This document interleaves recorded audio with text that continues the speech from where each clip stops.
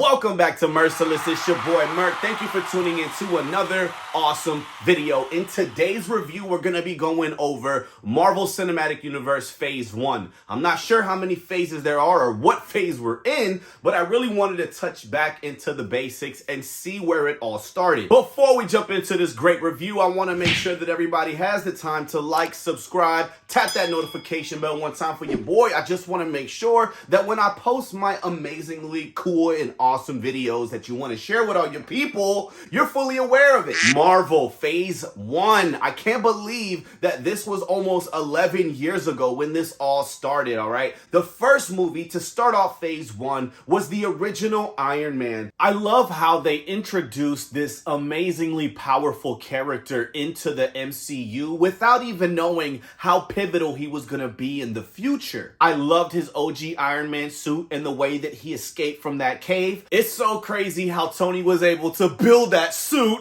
in a cave with a box of scraps. Quickly following after the first Iron Man was Iron Man 2, and that movie really set the precipice for what was coming ahead. I think out of the 3 Iron Man movies, the second one has to be my least favorite. There isn't a specific reason into why I didn't love Iron Man 2. It's just in comparison to the first and third, I think it fell short. The next movie in Phase 1 after the 2 Iron Man movies is Captain America: The First Avenger. This movie was completely amazing, very CGI heavy. There was a lot of parts in this movie that I really never enjoyed. A lot of those warehouse scenes where it's clearly 100% CGI, you know? But for a key character in the developmental stage like Captain America, Steve Rogers, I think that they did a really good job bringing him into the MCU, showing you who he is, where's he from, what he stands for, and how he was going to be involved in Avengers. I have to say that the Thor movie is my favorite of them all. They introduced Loki, they introduced Odin. You got to see a lot of the different color schemes and the way that they travel on the Rainbow Bridge.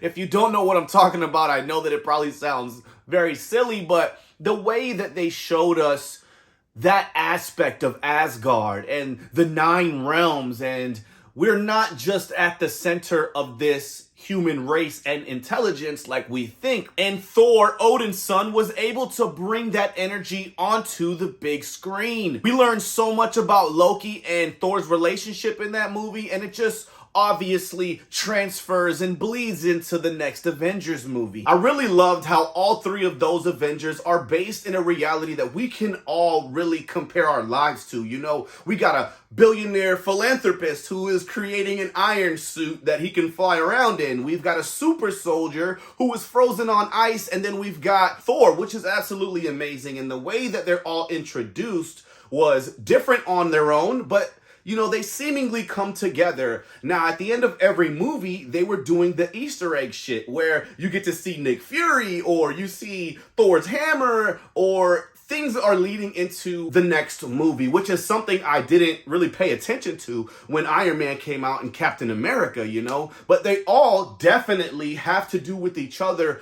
and Avengers was planned. You know, Iron Man didn't just get thrown on the wheel and they stuck with it. Speaking of Avengers, I remember going to the movie theater in Hawaii with some of my army buddies to really watch this movie in real life. It was a premiere. It was on a Thursday night. I'll never forget it because I'm not really a night owl per se. You know, if my friends is doing something, I'm going to go do it too. And I'm glad that I did, man. People showed up wearing Thor costumes and like Captain America. It was super awesome, very memorable. The movies went absolutely berserk when the Avengers were all circled by the camera and they're all doing their awesome cool pose. Like, really, that's the first time I had ever experienced something like this. Overall, the Avenger movie was a complete success. I do have a couple gripes with it though. Number 1, we are introduced to the Hulk in this movie. Now, I'm not going to talk about whatever the Hulk was going through during this time. I really felt a lack of connection with the Hulk, and I was kind of feeling like that with Black Widow, except that she was in Iron Man 2, so she wasn't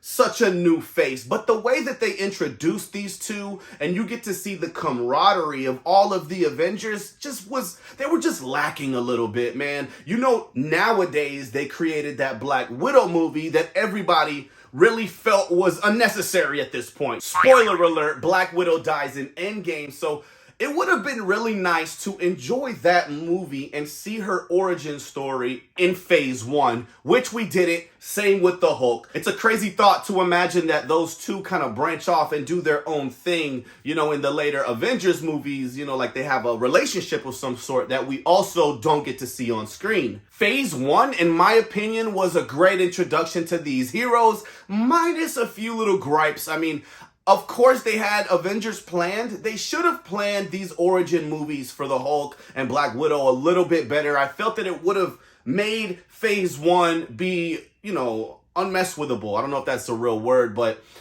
phase 2 actually begins with Iron Man 3, but we're going to get into that in my next video. I'm going to do each phase individually as I come across and watch each one of these amazing movies. I hope that you guys enjoyed this review. Don't forget to like and subscribe on your way out. It's been a pleasure. It's your boy Merc, but I'm out.